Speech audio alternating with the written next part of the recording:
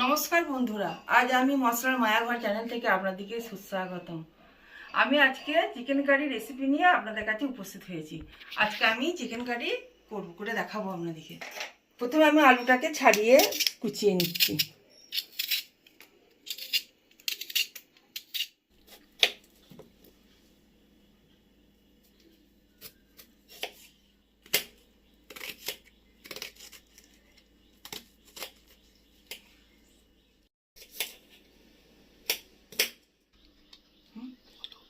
পেঁয়াজটা আলুটা আমার কাটা হয়ে গেল।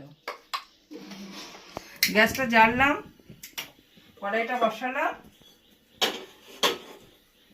কড়াইটা একটু গরম হলে আমি তেল দেব। এর মধ্যে আমি আলুগুলো দিয়ে দেব, দিয়ে আলুগুলো একটু ভেজে নেব।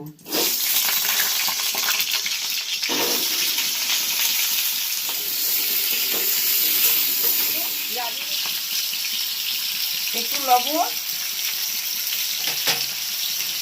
আর একটু হলুদ দিয়ে দিলাম। আপনারাও কিন্তু দেবেন। ঠিক আছে, আমি এটাকে একটা পাত্রে তুলে নিচ্ছি। আলুগুলো আমার ভাজা, এই চিকেনটা আমি দিয়ে ভেজে নেব।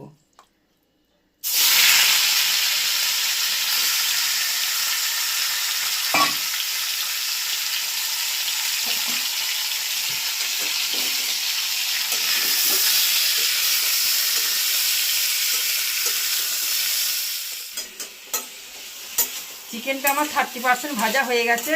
এরপর এটাকে আমি একটা পাত্রে নামিয়ে নিলাম।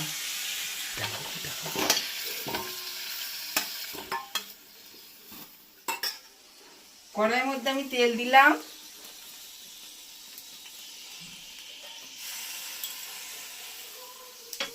একটু চিনি দিলাম, দুটো তেজপাতা দিলাম, একটু গরম মশলা দিলাম।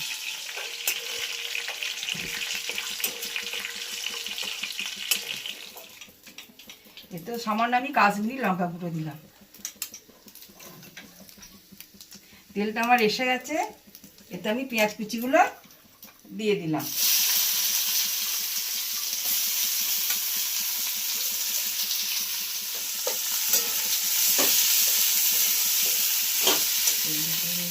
দিলাম যাতে পেঁয়াজ তাড়াতাড়ি করে নরম হয়ে যাবে। লাল করে ভাজা হয়ে গেছে।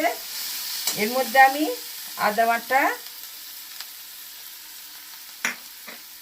রসুন বাটা,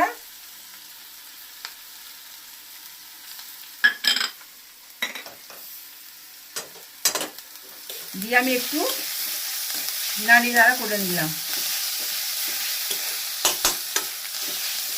ভাজা চিকেনটাতে আমি একটু দইয়ের পেস্ট, টক দইটা আমি আগেই পেস্ট করে নিয়েছিলাম, একটু কাশ্মীরি লঙ্কা গুঁড়ো,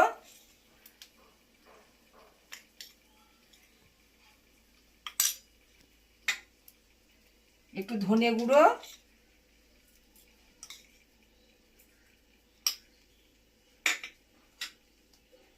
আর অল্প গরম মশলা, যেটা আমি এটাকে ম্যাগনেট করে নিচ্ছি। এটাকে আমি একটু ম্যাগনেট করে নিচ্ছি।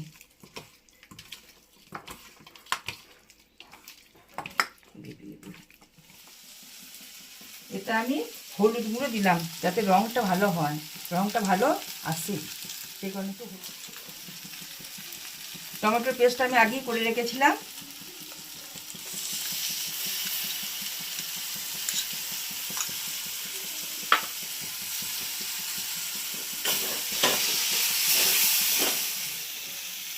একটু সামান্য জল দিলাম।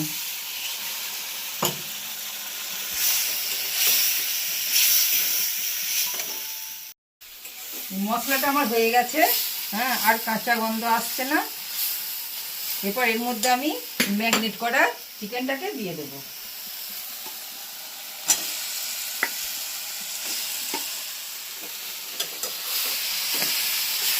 ভালো করে আমি কষিয়ে নেব। ভালো একটু কষিয়ে নিই। এই ভাজা আলুগুলো দিয়ে দেবো।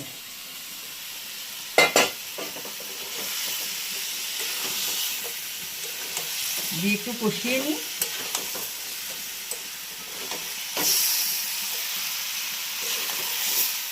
এতে আমি অল্প নুন দিয়েছিলাম পেঁয়াজ ভাজার সময়। এরপর আমি একটু স্বাদ মতো নুন দেব।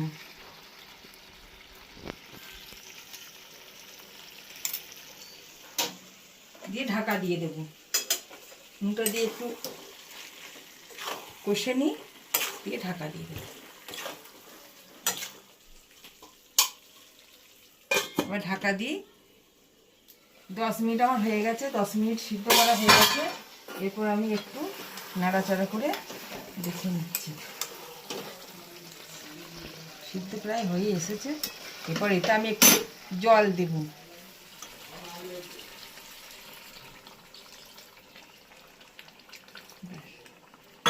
জল দিয়ে এটাকে আমি নাড়াচাড়া করে জল দিলাম, একটু নাড়াচাড়া করে দিলাম, দিয়ে এটাকে আমি একটু ঢাকা দিয়ে দেবো। তাহলে আমার রেডি হয়ে গেল। 10 মিনিট হয়ে গেল। এবার ঢাকাটা খুলে দেখি। হ্যাঁ, তো সুন্দর গন্ধ বেরিয়েছে, কালারটা সুন্দর এসেছে। আমার দেখে তো মনে হচ্ছে খুব সুন্দর হয়েছে, দারুণ হয়েছে। এবার শানু খেয়ে বলুক কেমন হয়েছে।